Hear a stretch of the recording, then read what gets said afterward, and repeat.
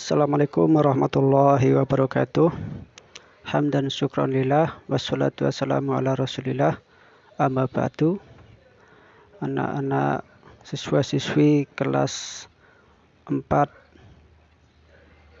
baik kelas 4A maupun kelas 4B yang saya banggakan. Alhamdulillah pada pagi hari ini kita bisa berjumpa lagi dengan pembelajaran daring atau dalam jaringan. Jadi untuk pelajaran hari ini yaitu fikih ya. Iya. Fikih, untuk materi fikih pada hari ini untuk bab pertama yaitu tentang khitan. Ya, jadi berbeda dengan buku sebelumnya.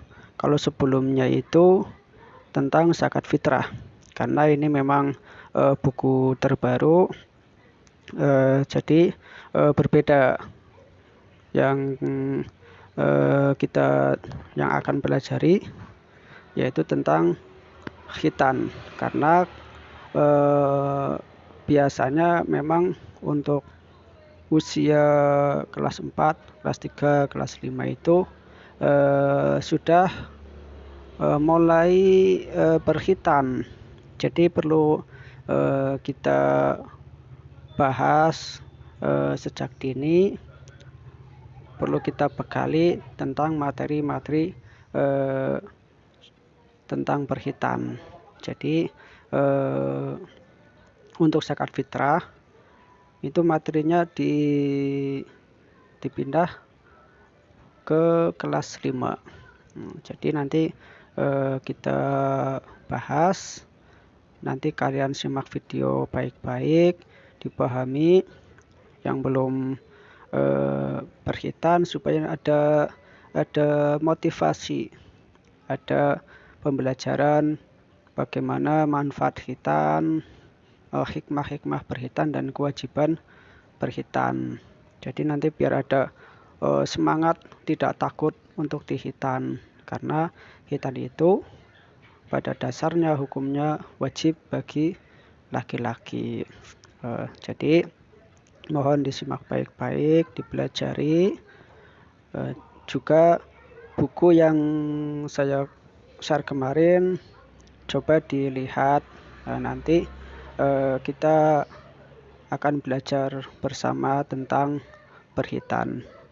Untuk itu marilah kita berdoa sebelum belajar, dengan harapan semoga pembelajaran hari ini bisa bermanfaat dan bisa dipahami, karena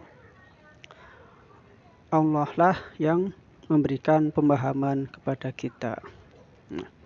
Untuk itu marilah kita berdoa bersama-sama. A'udzu billahi minasyaitonir rajim.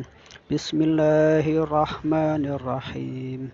Allahumma aftah alayya futuhal arifina bihikmatika wansur alayya rahmataka wa dzakirni ma nasitu ya dzal jalali wal ikram. Rabbi zidni ilma warzuqni fahma. Amin. Alhamdulillah. Untuk itu marilah kita ikuti pelajaran materi tentang berkhitan berikut ini. Baiklah, marilah kita mulai pembelajaran pada hari ini untuk kelas 4 semester 1 Madrasah Ibtidaiyah, yaitu tentang ketentuan khitan. Ini berdasarkan KMA nomor 183 tahun 2019. Adakah yang sudah dikhitan anak-anak? Ya. Khitan kalau bahasa di sini biasa disebut sunat atau sunatan. Jadi nanti kita akan bahas tentang sejarah khitan, pengertian khitan, tujuan dan manfaat khitan, hukum khitan, usia pelaksanaan khitan, serta hikmah berkhitan. Jadi biasanya kalau di sini usia khitan ya itu sekitar ya 10 tahun ke bawah ya. Karena memang untuk semester ini kelas 4 itu kalau kemarin tentang zakat fitrah. Nah, sekarang dibahas berubah tentang khitan. Untuk zakat fitrah itu ada di kelas 5.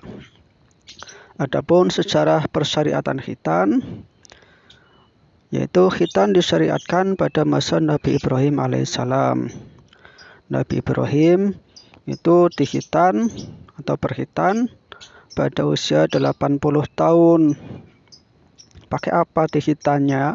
Ya, dulu pakainya kapak, tidak ada alat-alat canggih.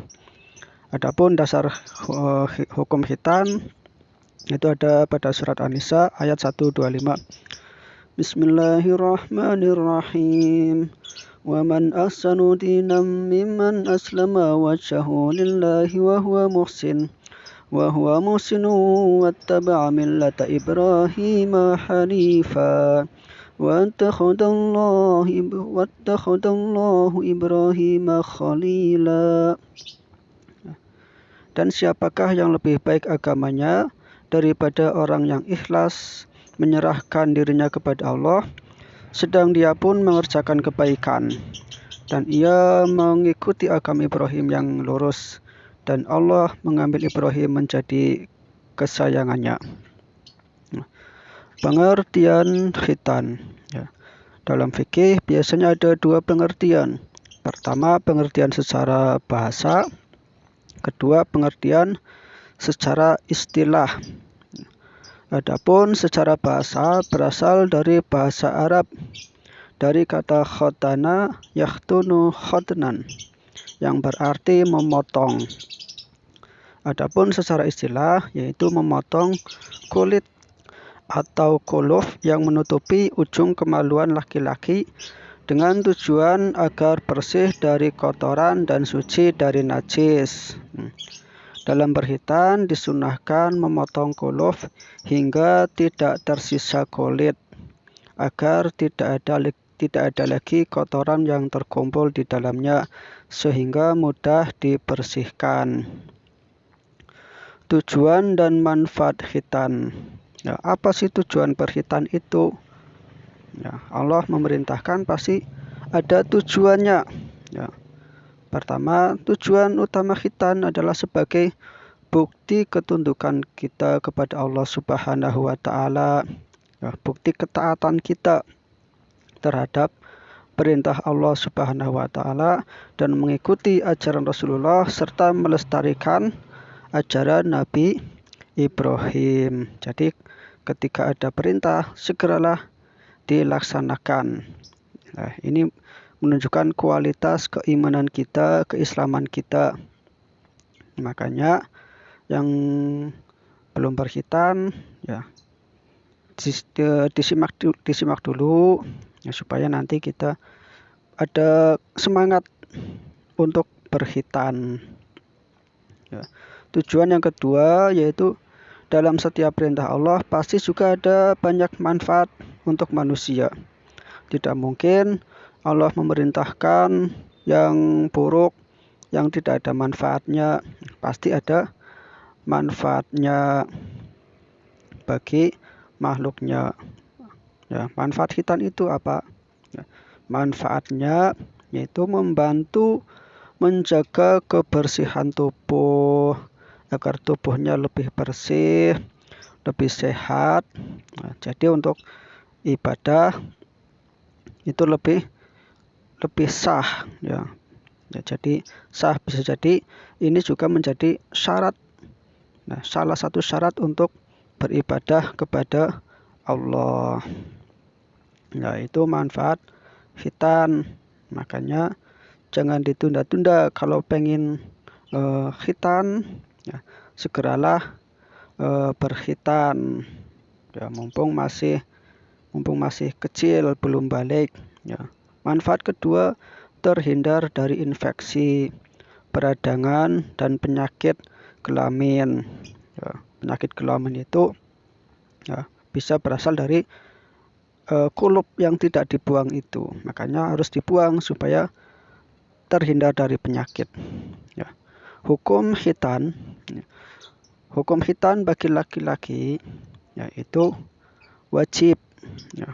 Wajib bagi laki-laki tak terkecuali. Ya, makanya bagi siswa laki-laki yang belum berkhitan, segeralah berkhitan karena hukumnya wajib, juga sebagai syarat sahnya sholat.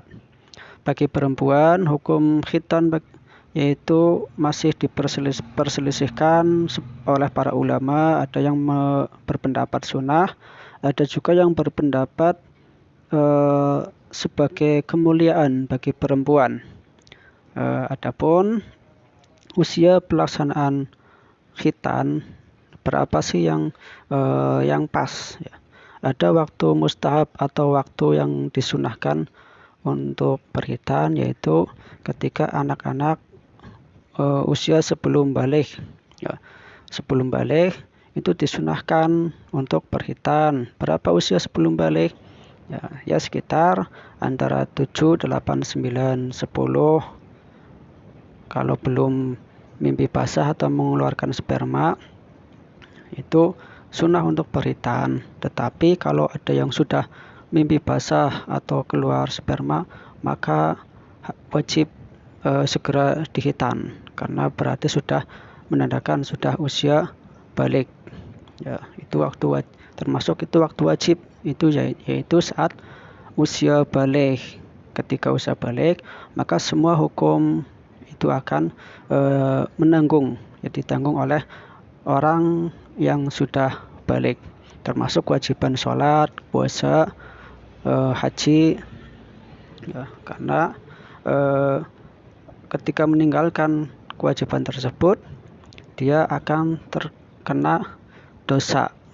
Ya, jadi adapun untuk sholat juga dia harus khitan supaya sholatnya sah, karena syaratnya harus suci dari hadas dan najis. Ya, jadi segeralah yang belum dikhitan, karena hikmah berkhitan yaitu sebagai bukti ketaatan kita kepada Allah Subhanahu wa taala, juga sebagai bukti kecintaan pada Nabi Muhammad SAW dan pelestarian syariat Nabi Ibrahim alaihissalam. Juga menjaga kebersihan dan kesucian badan, mencegah timbulnya berbagai macam penyakit, dan terakhir menjadi ciri muslim yang baik.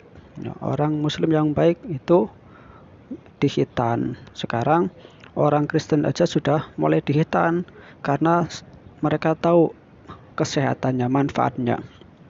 Kiranya demikian pertemuan pada hari ini. Semoga bermanfaat. Assalamualaikum warahmatullahi wabarakatuh.